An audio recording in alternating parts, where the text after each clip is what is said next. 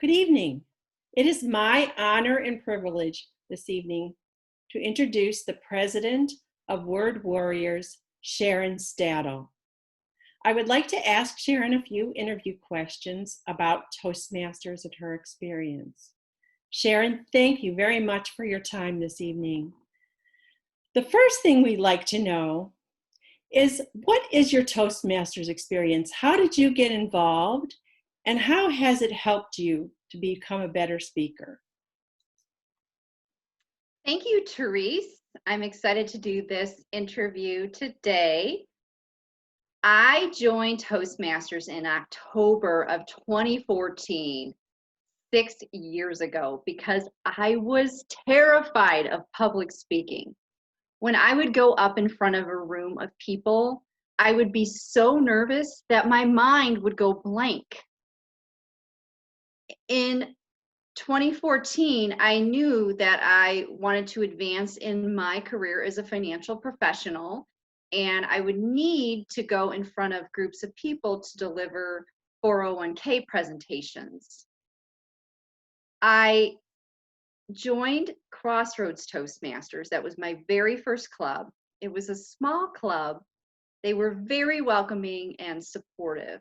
And I started giving speeches, and I was getting a little better and better. Then a couple years later, I decided to branch out, and I visited another club, Independently Speaking. They met at noon on Fridays. As soon as I walked into that room, I felt intimidated. I was nervous just as my first day at Crossroads. I knew I needed to get in front of different groups of people, not just that safe place, Crossroads. So I decided to join Independently Speaking as well.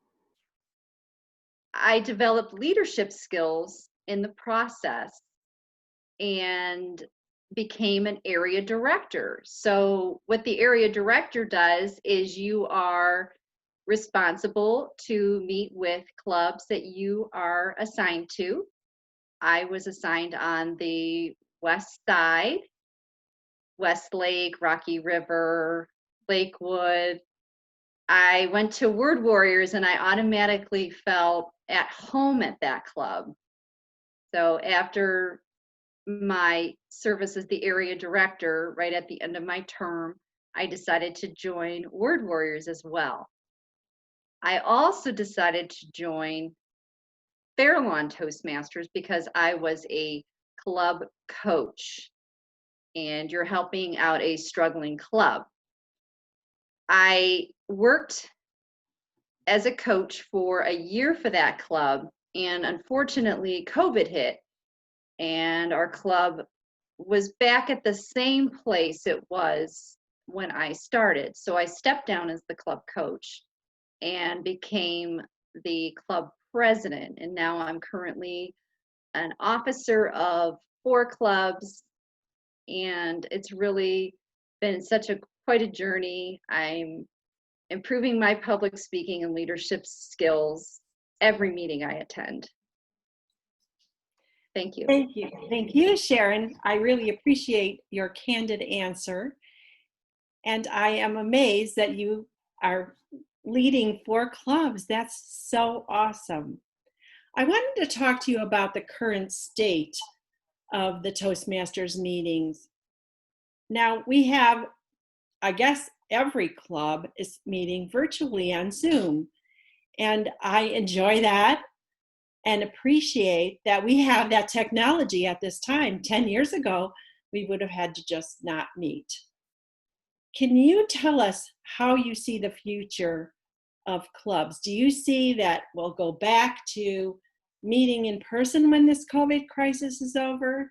Do you see clubs meeting virtually, or do you see some hybrid? Do you see meetings that include both in-person and virtual? That's a great question, Therese. I'm pretty amazed at how I have grown being able to practice on Zoom in a virtual environment.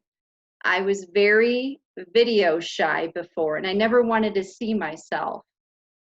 This has really gotten me out of that stagnant place. So now I'm much more comfortable doing this type of interview.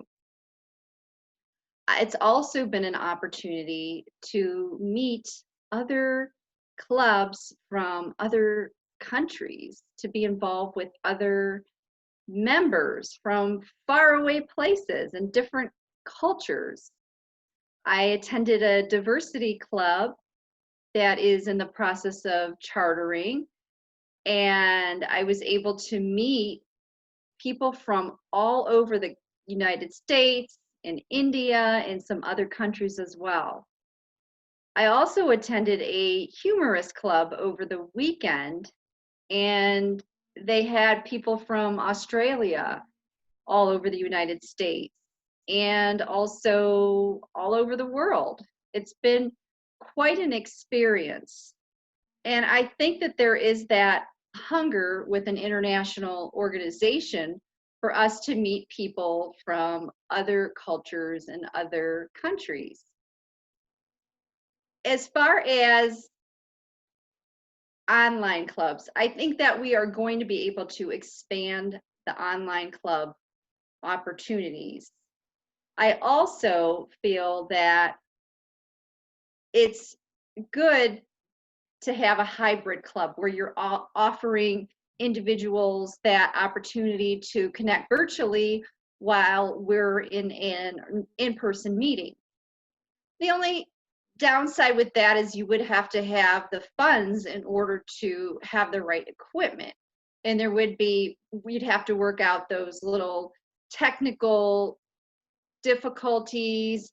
Also, the speaker, how would the speaker on the screen be talking to the group of people?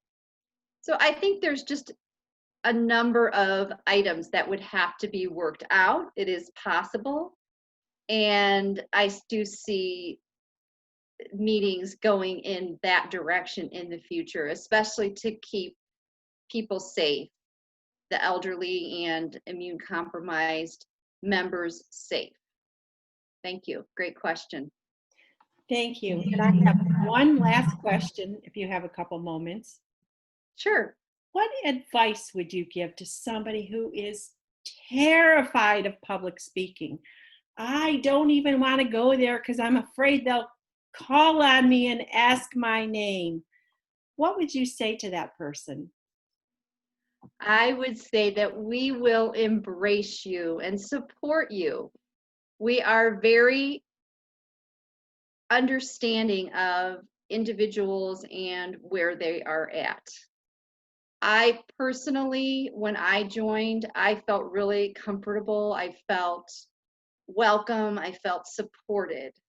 For the longest time, I used notes, and that was okay because that was where I was at, and that was completely acceptable.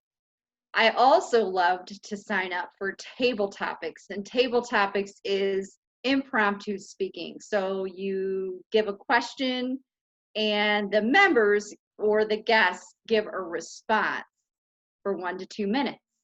I loved signing up to be table topics master so I would never have to be on the spot until I actually got more comfortable. So I think there is that level of comfort, and we just meet the member where they are at in order for them to grow at their own pace. And it is a self-paced program. There's no pressure to give your icebreaker on the first day. You're given as much time as you need in order to feel comfortable and supported. Sharon, thank you very much for your time and your amazing answers. I appreciate everything you've done for the club and your service. Thank you.